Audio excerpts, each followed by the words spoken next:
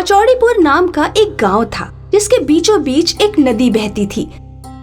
गांव के कुछ घर नदी के इस पार और कुछ घर उस पार बसे हुए थे। गांव में रसमोली और विनीता नाम की दो सहेलियां रहती थीं। रसमोली का घर नदी के इस तरफ और विनीता का घर नदी के उस तरफ था। दोनों रोजाना सुबह नदी में तैरने आती थीं। तैरने के बाद वे गन्ने के खेतों में जाकर गन्ने खाती और गुफ्तगू करती। जगतपुर वाले लड़के से मेरी बात नाकाम हो गई। वो बुलेट मोटरसाइकिल मांग रहे थे, लेकिन मेरे अब्बू हीरो होंडा देने को कह रहे थे। आजकल के लड़कों का दिमाग खराब हो गया है। फिल्म में हीरो के पास जो मोटरसाइकिल देख लेते हैं वही मोटरसाइकिल की मांग करते हैं। मैंने तो अपने अब्बू से मना कर दिया है कि जो भी लड़का मोटरसाइकिल मांगे उससे निकाह की बात करना ही मत। एक दिन जब रसमोली और विनीता गन्ने के खेतों से वापस नदी पर लौटी तो उन्होंने देखा कि नदी के किनारे एक मगरमच्छ जख्मी हालत में पड़ा है। मगरमच्छ की पीठ में चाकू घुसा हुआ था। रसमोली को मगरमच्छ पर बहुत दया आई। विनीता, चलो चलकर उस मगरमच्छ की मदद करते हैं। क्या क्या तुम्हारा दिमाग खराब हो गया है? वो हमें खा जाएगा। वैसे भी आज बहुत देर हो गई है। मेरी अम्मी मुझे ढूंढ रही होंगी। मैं चलती हूँ। विनीता नदी पार करके अपने घर चली गई। रसमोली भी अपने घर जाना चाहती थी, लेकिन उससे मगरमच्छ का दर्द देखा नहीं गया। वो मगरमच्छ के पास गई। मेरी मदद करो, मैं तुम्हें खाऊंगा नहीं। मेरी पीठ से चाकू निकाल दो और मेरे जख्म पर पट्टी कर दो। मेरी मदद करो। क्या तुम बोलते भी हो? हाँ, मैं बोल सकता हूँ। पहले तुम मेरी पीठ से चाकू निकालो, फिर मैं अपने बारे में तुम्हें सब कुछ बताऊंगा। रसमोली ने मगरमच्छ की पीठ से चाकू निकाला और उस पर पट्टी बांधी। मेरा नाम खजूर दास है। प्यार से तुम मुझे खजूरा बुला सकती हो। मैं पहले एक मामूली इंसान था। एक दिन मैंने जंगल में रहने वाले फिरंगी जादूगर का बकरा चुरा कर खा लिया था। गुस्से में उस जादूगर ने मुझे मगरमच्छ बना दिया। सूरज की रोशनी में मैं मगरमच्छ रहता हूँ, लेकिन रात होते ही मैं अपने इंसानी शक्ल में वापस आ जाता हूँ। तुम्हें चाकू किसने मारा? कुछ माहीगीर मुझे पकड़कर और मुझे काट पीट कर बेच देना चाहते थे। रसमोली ने मगरमच्छ को एक खुफिया जगह दिखाई जहाँ वो आराम से इंसानी पहुँच से दूर रह सकता था। रात में जब खजूरा इंसानी रूप में आ जाता तो रसमोली उसके लिए खाना लेकर जाती। तुमने मेरी बहुत सेवा की है। अगर तुमने मेरी मदद नहीं की होती तो शायद मैं जिंदा नहीं बच पाता। क्या तुम मुझसे निकाह करोगी? तुम्हें मेरे घर चलकर मेरे अब्बू जान से बात करनी होगी। पता नहीं वो एक मगरमच्छ से मेरा निकाह करने के लिए राजी होंगे या नहीं। खजूरा एक रात रसमोली के साथ उसके घर गया और उसने रसमोली के पिताजी को पूरी बात बताई। अगर तुम दिन में मगरमच्छ बने रहोगे तो काम धंधा कैसे करोगे? नदी में बहुत कुछ बहकर आता है। मैं नदी के अंदर से जरूरी सामान इकट्ठा करके ला सकता हूँ और मछलियां पकड़कर भी ला सकता हूँ। रसमोली नदी के अंदर से लाए हुए गए सामान को बेच आएगी और इस तरह हम लोग अपना गुजारा कर लेंगे। रसमोली और खजूरा का निकाह हो गया। पूरा गांव एक लड़की और एक मगरमच्छ का निकाह देखने के लिए इकट्ठा हुआ। निकाह के बाद रसमोली अपनी शादीशुदा जिंदगी में मसरूफ हो गई। अब वो विनीता से मिलने नहीं जाती थी। रसमोली नदी पर भी जाती तो अपने शौहर मगरमच्छ की पीठ पर बैठकर सैर का आनंद लेती। खजूरा नदी के अंदर से कभी कभी कीमती सोने की चीजें भी ढूंढ कर लाता था। उधर विनीता का निकाह तय नहीं हो पा रहा था। जिस घर से भी विनीता की बात चलती, कभी विनीता का छोटा कद तो कभी दहेज के कारण निकाह तय नहीं हो पाता। विनीता जब रसमोली को खजूरा के साथ मौज मस्ती करते देखती तो उसे बेहद जलन होती। काश रसमोली की जगह मुझे खजूरा मिला होता तो आज रसमोली को जो खुशियाँ मिल रही हैं वो मुझे मिली होती। खजूरा जब मगरमच्छ है तो रसमोली को भी कोई जानवर बनना चाहिए, तब तो दोनों की जोड़ी कामिल होगी। विनीता उस जादूगर को ढूंढने निकली जिसने खजूरा को मगरमच्छ बनाया था। काफी पूछताछ के बाद उसे फिरंगी जादूगर का पता चल गया। फिरंगी जादूगर अब बहुत बूढ़ा हो चुका था। विनीता ने जादूगर के पास जाकर कहा, तुमने खजूरा नाम के जिस लड़के को मगरमच्छ बनाया था, वो शादीशुदा जिंदगी बिताकर बहुत मौज मस्ती कर रहा है। मैं खजूरा और उसकी बीवी का मजा खराब करना चाहती हूँ। क्या तुम उसकी बीवी को छिपकली बना सकते हो? नहीं, उस लड़के को मैंने गुस्से में मगरमच्छ बना दिया था। दोबारा उससे कभी मुलाकात नहीं हो पाई। अगर दोबारा वो मुझसे मिलता तो मैं उसे वापस इंसान बना देता। मैंने उसे पहले ही काफी तकलीफ दे दी है, इसलिए अब उसे और कोई तकलीफ नहीं दूंगा। विनीता को जादूगर की बातें सुनकर बेहद मायूसी हुई। वो जादूगर के घर से बाहर आ गई, लेकिन छुपकर खिड़की से जादूगर के घर में रखा हुआ सामान देखने लगी। उसने देखा कि जादूगर के पास एक छड़ी है। छड़ी को जमीन पर 3 बार ठोककर वो किसी भी चीज का रूप बदल देता है। जादूगर जब गुसल खाने में गया तो विनीता चुपके से उसके घर में घुसी और उसकी छड़ी उठा लाई। छड़ी लेकर वो सीधे रसमोली के घर पहुंची। आओ विनीता, इतने दिनों बाद कैसे आना हुआ? तुम्हें तो मेरी याद आती नहीं, तो मैं ही तुम्हारे पास चली आई। विनीता ने 3 बार छड़ी जमीन पर मारी और बोली, रसमोली को छिपकली बना दे। रसमोली छिपकली नहीं बनी, लेकिन विनीता छिपकली बन गई। अरे ये क्या हो गया? रसमोली को छिपकली बनना चाहिए था, मैं कैसे छिपकली बन गई?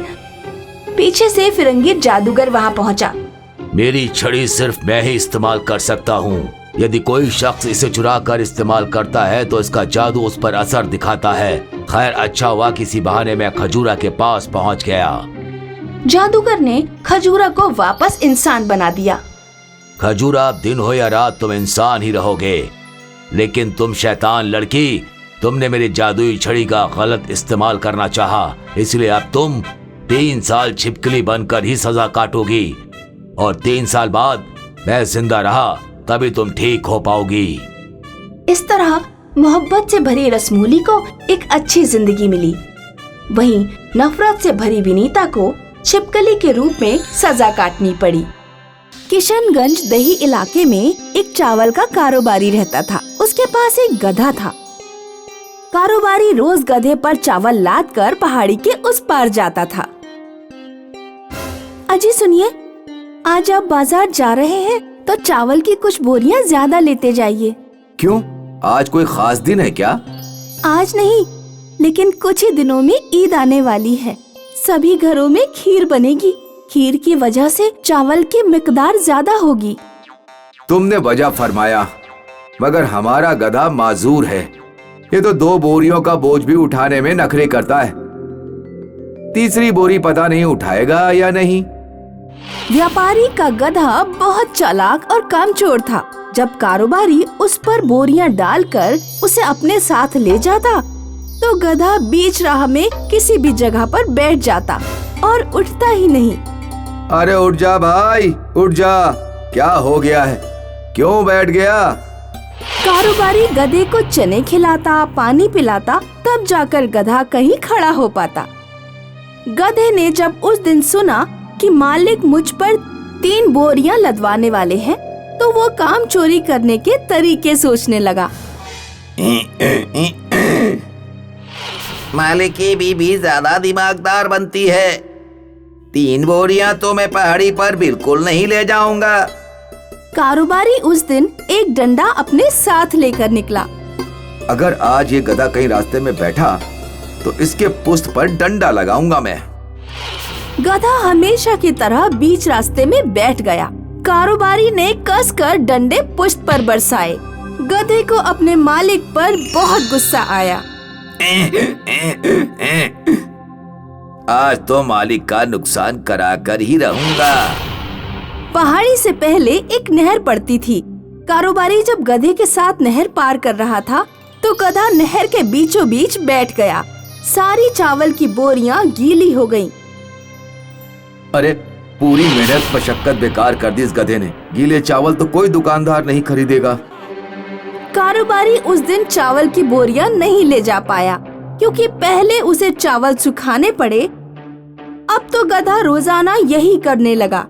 जब भी वो नहर में पहुंचता, बैठ जाता और चावल की बोरियां गीली हो जाती। कारोबारी अपने गधे से बहुत परेशान था। एक रोज रास्ते में व्यापारी को एक मौलवी मिला। आज इस कारोबारी इंसान की इम्तिहान लेता हूँ। बेटा, बेपनाह भूख लगी है, क्या कुछ खाने को दोगे? कारोबारी ने 5 किलो चावल अपनी बोरी से निकालकर मौलवी को दे दिए। माफ करना मौलवी जी, चावल गीले। कोई बात नहीं बेटा, वैसे भी मैं जब इन्हें पकाऊंगा तो ये गीले हो ही जाएंगे, लेकिन तुम्हारी बोरियां गीली कैसे हो गई? कारोबारी मौलवी को सारी बात तफसील से बताता है।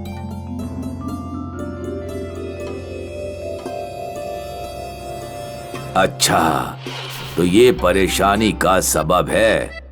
मौलवी कारोबारी को 3 तिलिस्मी गधे देता है।